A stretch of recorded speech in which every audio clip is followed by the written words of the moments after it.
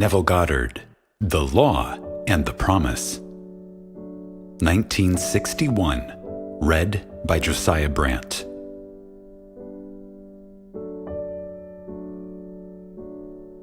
Chapter 2. Dwell Therein.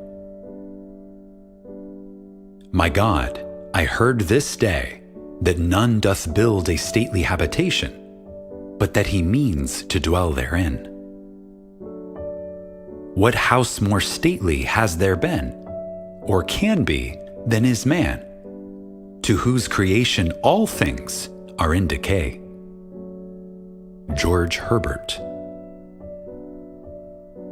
I wish it were true of man's noble dreams, but unfortunately, perpetual construction, deferred occupancy, is the common default of man. Why build a stately habitation unless you intend to dwell therein?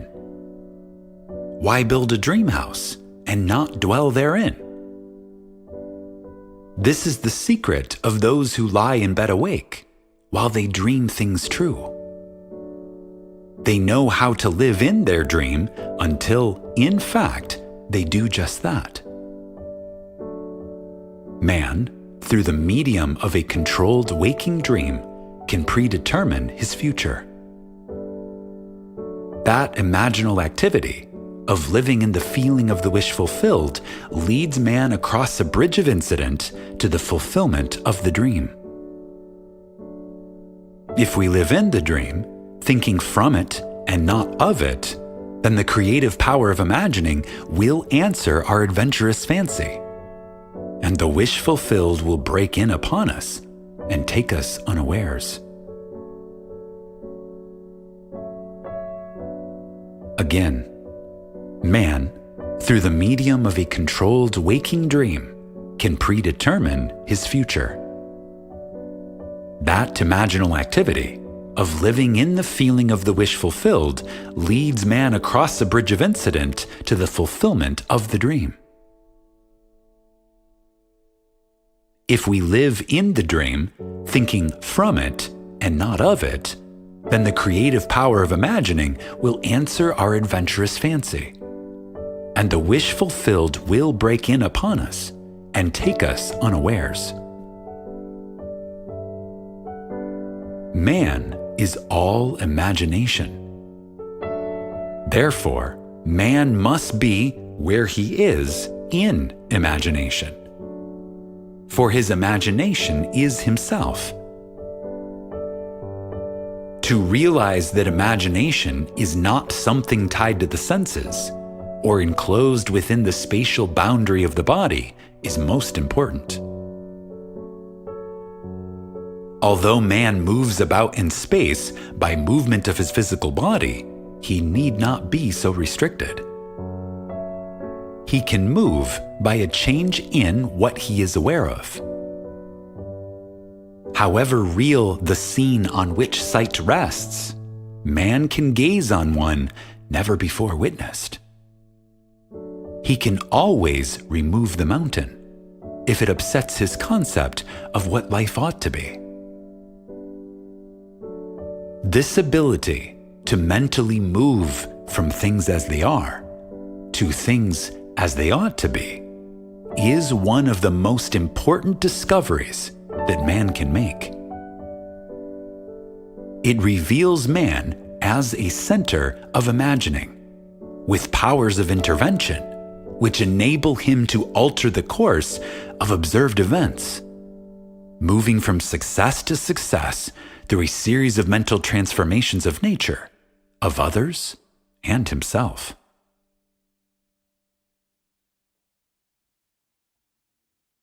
Again, however real the scene on which sight rests, man can gaze on one never before witnessed.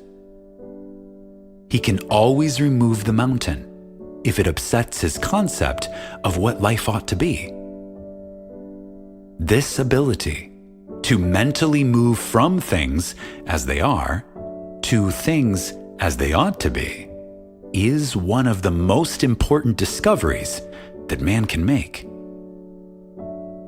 It reveals man as a center of imagining, with powers of intervention, which enable him to alter the course of observed events, moving from success to success through a series of mental transformations of nature, of others, and himself.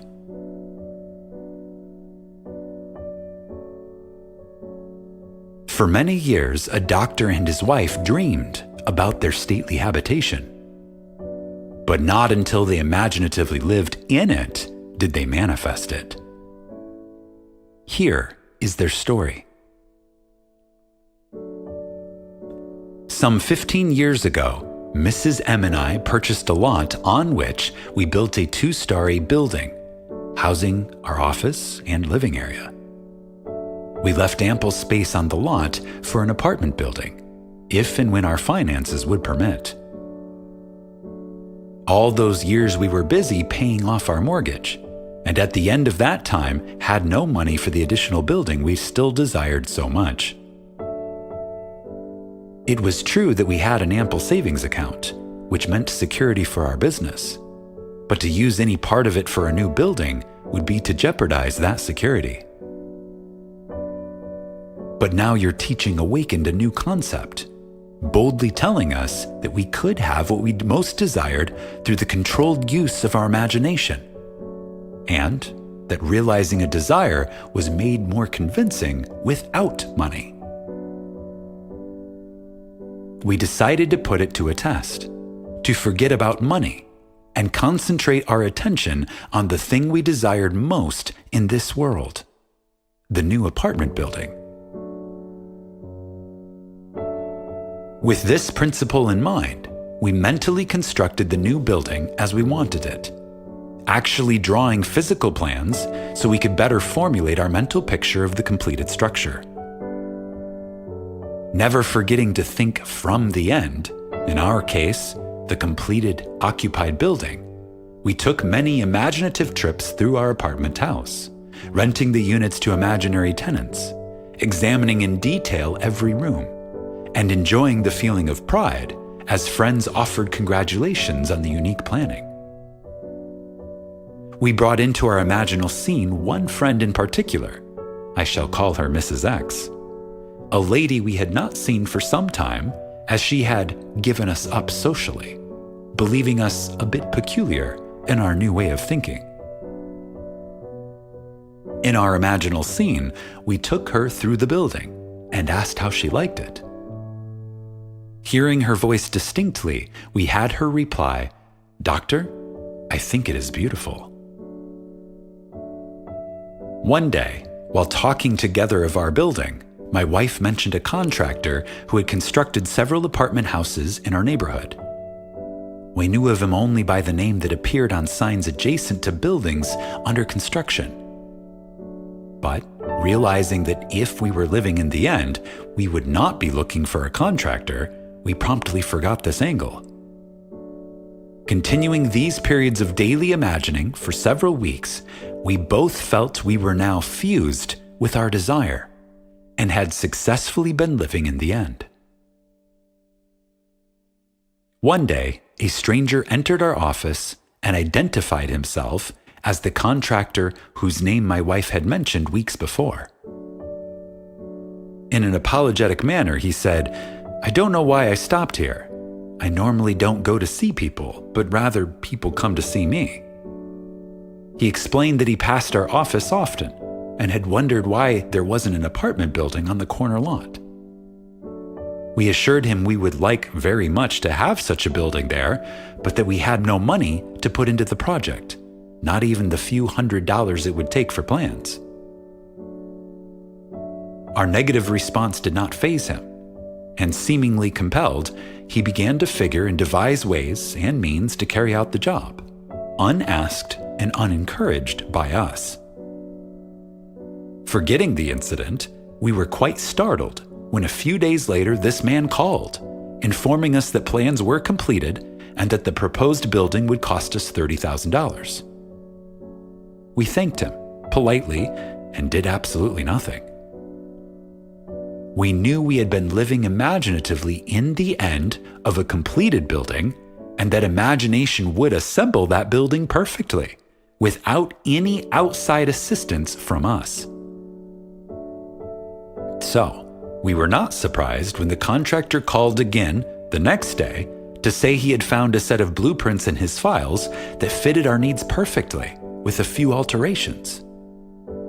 This, we were informed, would save us the architect's fee for the new plans. We thanked him again, and still did nothing. Logical thinkers would insist that such negative response from prospective customers would completely end the matter. Instead, 2 days later, the contractor called again with the news that he had located a finance company willing to cover the necessary loan with the exception of a few $1,000s. It sounds incredible, but we still did nothing. For remember, to us, this building was completed and rented, and in our imagination, we had not put 1 penny into its construction. The balance of this tale reads like a sequel to Alice in Wonderland, for the contractor came to our office the next day and said, as though presenting us with a gift, "You people are going to have that new building anyway. I've decided to finance the balance of the loan myself. If this is agreeable, I'll have my lawyer draw up the papers, and you can pay me back out of net profits from rentals." This time, we did do something. We signed the papers, and the construction began immediately. Most of the apartment units were rented before final completion, and all but one occupied the day of completion. We were so thrilled by the seemingly miraculous events of the past few months that, for a while, we didn't understand this seeming flaw in our imaginal picture. But, knowing what we had already accomplished through the power of imagining, we immediately conceived another imaginal scene. And, in it, this time, instead of showing the party through the unit and hearing the words, "We'll take it," we ourselves, in imagination, visited tenants who had already moved in that apartment. We allowed them to show us through the rooms and heard their pleased and satisfied comments. 3 days later, that apartment was rented. Our original imaginary drama had objectified itself in every detail save one. And that one became a reality when, 1 month later, our friend, Mrs. X, surprised us with a long overdue visit, expressing her desire to see our new building. Gladly, we took her through, and at the very end of the tour, heard her speak the line we had heard in our imagination so many weeks before, as, with emphasis on each word, she said, "Doctor, I think it is beautiful." Our dream of 15 years was realized, and we know now that it could have been realized any time within those 15 years if we had known the secret of imagining and how to live in the end of desire. But now it was realized. Our one big desire was objectified, and we did not put 1 penny of our own money into it. Dr. M. Through the medium of a dream, a controlled waking dream, the doctor and his wife created reality. They learned how to live in their dream house, as, in fact, now they do. Although help seemingly came from without, the course of events was ultimately determined by the imaginal activity of the doctor and his wife. The participants were drawn into their imaginal drama because it was dramatically necessary that they should be. Their imaginal structure demanded it. All things, by a law divine, in one another's being mingle. Percy Bysshe Shelley. Love's Philosophy. The following story illustrates the way in which a lady prepared her stately habitation by imaginatively sleeping in it, or dwelling therein.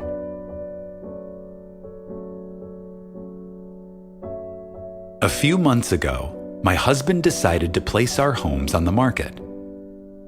The main objective for the move, which we had discussed many times, was to find a home large enough for the two of us, my mother and my aunt, in addition to 10 cats, 3 dogs, and 1 parakeet. Believe it or not, the contemplated move was my husband's idea, as he loved my mother and aunt and said I was at their house most of the time anyway, so why not live together and pay one tax bill? I liked the idea tremendously, but I knew that this new home would have to be something very special in size, location, and arrangement, as I insisted on privacy for all concerned. So, at the moment, I was undecided whether to sell our present home or not. But I didn't argue, as I knew quite well from past experience with imagining that our house would never sell until I stopped sleeping in it. 2 months and 4 or 5 real estate brokers later, my husband had given up on the sale of our house, and so had the brokers. At this point, I had convinced myself I now wanted the change. So, for 4 nights, in my imagination, I went to sleep in the kind of home I would like to own. On the 5th day, my husband had an appointment at a friend's home, and while there, met a stranger who just happened to be looking for a house in the hills. He was, of course, brought swiftly back to see our house, which he walked through once and said, "I'll buy it." This didn't make us very popular with the brokers, but that was all right with me, as I was happy to keep the broker's commission in the family. We moved within 10 days and stayed with my mother while looking for our new home. We listed our requirements with every agent on the Sunset Strip, only because I wouldn't move out of the area. And each one of them, without exception, informed us we were both mad. It was entirely impossible, they said, to find an older home of English style with 2 separate living rooms, separate apartments, a library, and built on a flat knoll with enough ground space to fence for large dogs, and located in one particular area. When we told them the price we would pay for this house, they just looked sad. I said that wasn't all we wanted. We wanted wood paneling all through the house, a huge fireplace, a magnificent view, and seclusion. No close neighbors, please. At this point, the lady agent would giggle and remind me that there was no such house. But if there were, they would realize 5 times what we had been willing to pay. But I knew there was such a house, because my imagination had been sleeping in it. And if I am my imagination, then I had been sleeping in it. By the 2nd week, we had exhausted 5 real estate offices, and the gentleman in the 6th office was looking a little wild when one of his partners, who had not spoken up until then, said, "Why don't you show them the place up Kings Road?"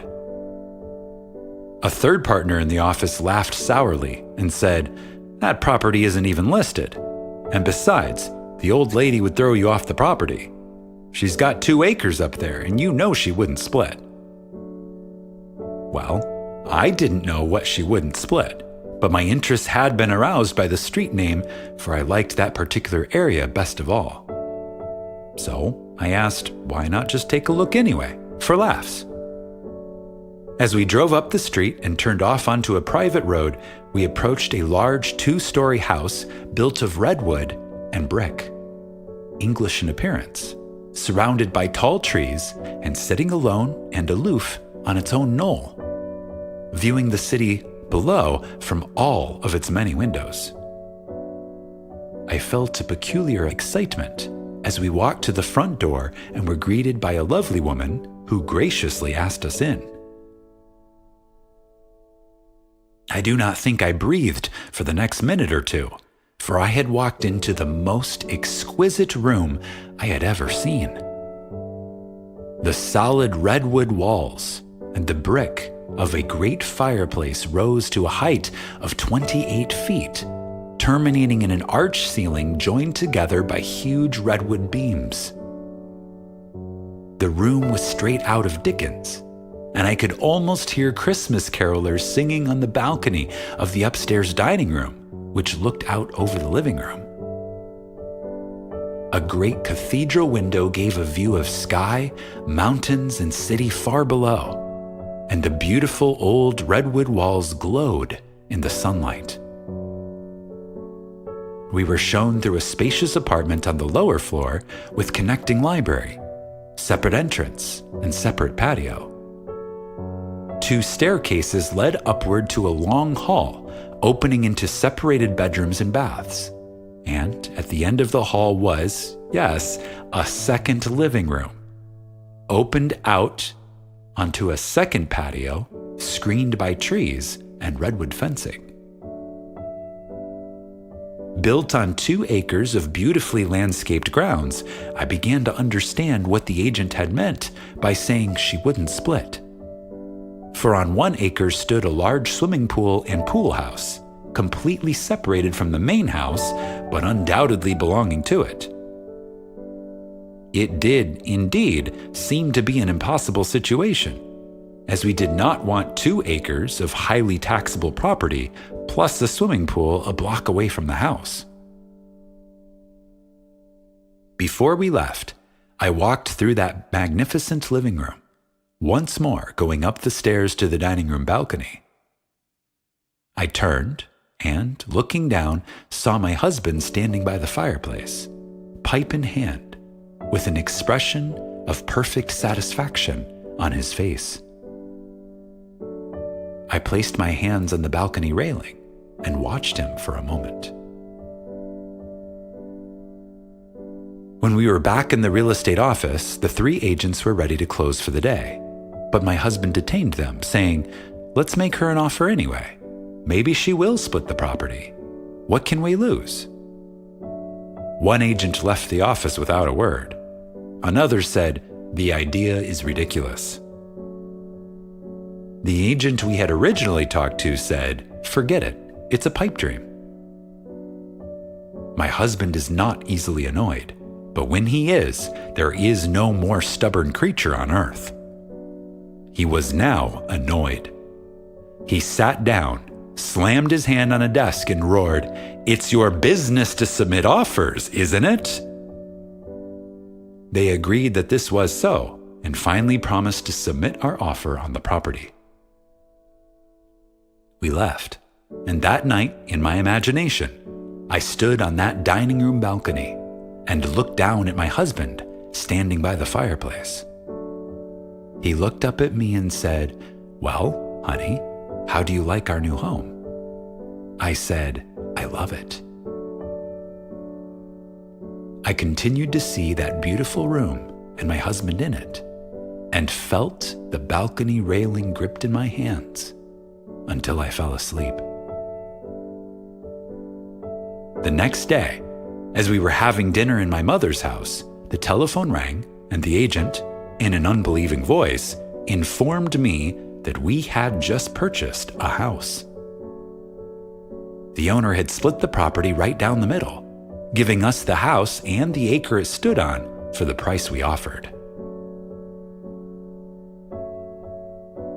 Signed, J.R.B. Dreamers often lie in bed, awake, while they do dream things true. William Shakespeare, Romeo and Juliet.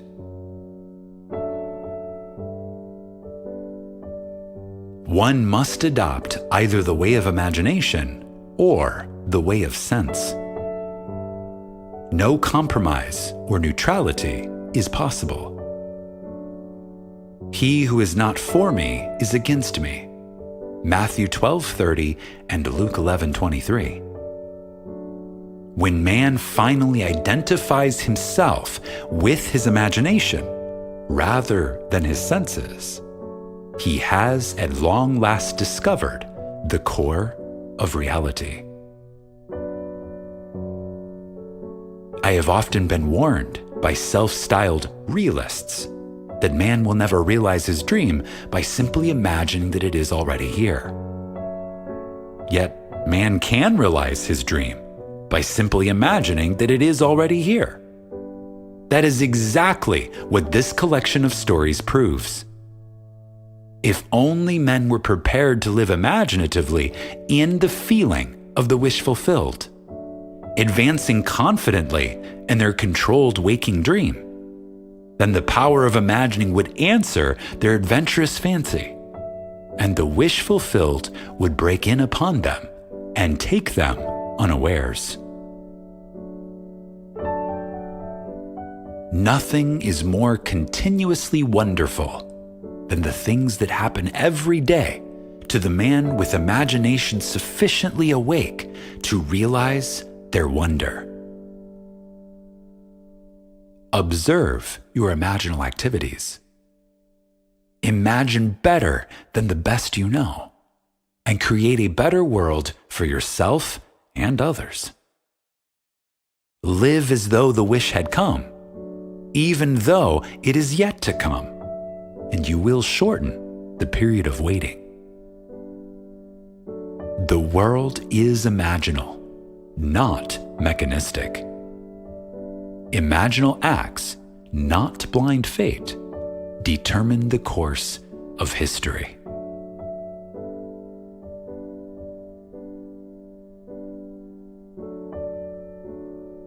Again, nothing is more continuously wonderful than the things that happen every day to the man with imagination sufficiently awake to realize their wonder. Observe your imaginal activities.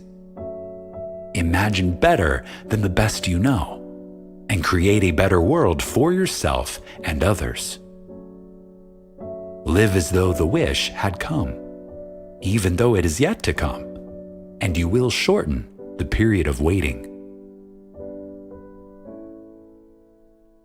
The world is imaginal, not mechanistic. Imaginal acts and not blind fate determine the course of history.